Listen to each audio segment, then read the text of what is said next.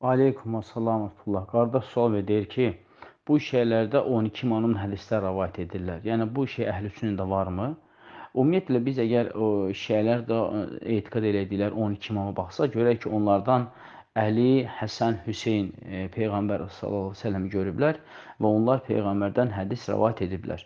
Amma digər isə, yəni İmam Cəfər Sadiq və qeyrisi, onların isə Peyğəmbər sallallahu əleyhi və səlləmin hədis rəvayət eləməklərin əksəriyyəti, yəni zəif rivayətlərdir. Çünki onların arasında yəni insanlar var, hansı ki birbaşa Peyğəmbərə yetişdirə bilirlər həmən isnadı. Və bu baxımdan da bəzi rivayətlərdə o isnadlar ya zəif, ya da olmadığından onların gətirdikləri rivayətlər, yəni əksər hallarda zəif rivayətlər sayılır və mötəbər olmurlar. Çünki şiələr birbaşa Peyğəmbərlə həmən imamın arasındakı olan vaxtı nəzərə almadan birbaşa deyir ki, filan imam Peyğəmbərdən rəvayət elədi. Yəni bu da yanlış və xatadır. Çünki həmən imamla Peyğəmbərin arasında 6-7 nəfər ola bilər insanlar. O insanların adı çəkilmədiyinə görə də o hədis isnadı qırıq sayılır və mötəbər rivayət sayılmır. Düzdür, bu elm şiələrdə yoxdur. Yəni şiələr cahilin yekəsidir. Onlarda nə tövhid, nə digər heç bir elm yoxdur.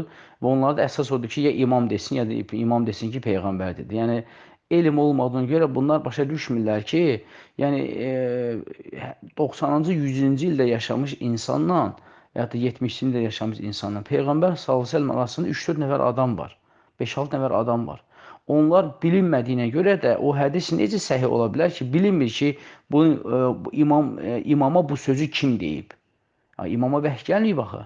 Çünki şiələr elmsizdirlər və etiqad edirlər ki, imama vəhy gəlib, ona görə birbaşa Peyğəmbərdən rəvayət edir. Bu da küfrə düşür. Çünki Peyğəmbər sallallahu əleyhi və səlləm dünyasını dəyişəndən sonra vəhy kəsilib. Yəni, bu baxımdan da Əli və Həsən və Hüseyndən başqa digər imamlığa nisbət olunan şəxslərin hədislərində əksəriyyətində və demək olar ki, demək olar ki, hamısında zəiflik vardır. Az bir hissəsində, güclü, mötəbər olmasa da biraz nisbi var. Yəni qalan demək olar əksəriyyət hamısı mötəbər rivayətlər deyirlər. Amma o ki, qalırsa ki, onların imam ağa demələri ki, doğulub, yaşayıb, qeybət çəkilib, bu yalan və iftiradır. Niyə görə? Çünki İmam Əsgər, yəni şiələrdə olan 11-ci İmam Əsgər, o ümumiyyətlə sonsuz olub. Amma bunlar o 12 imam etiqadını tamamlamaq üçün dedilər ki, İmam Əsgərin oğlu olub və 3 aylığından da qeybət çəkilib. Yəni, aydındır. Amma bu etiqad Quran və sünnədə yoxdur axı. Yəni, Quranda var ki, Allah Subhanahu İsa əleyhissalamı səmaya qaldırdı. Və hədislərdə də gəlib ki, qiyamətə yaxın İsa əleyhissalam yerə inəcək. Və yerə nazil olanda o artıq Mehdinin qoşunda olacaq. O Mehdi isə səmadan düşməyəcək.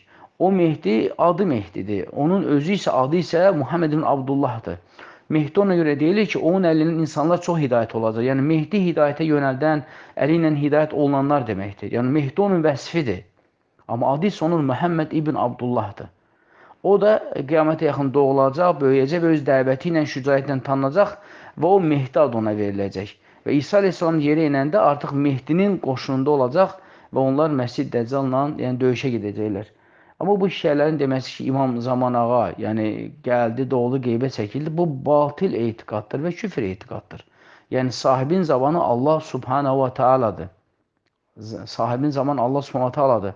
Və bu zamanı Allahdan başqasına sahibliğini yönətmək bu Allahın rububiyyəsində şəriklikdir. Hətta onlar nəinki rububiyyədə, belə uluhiyyədə, digər tövhidin növlərində belə Allaha şərik qoşurlar. Buna görə bu etiqad batil etiqaddır.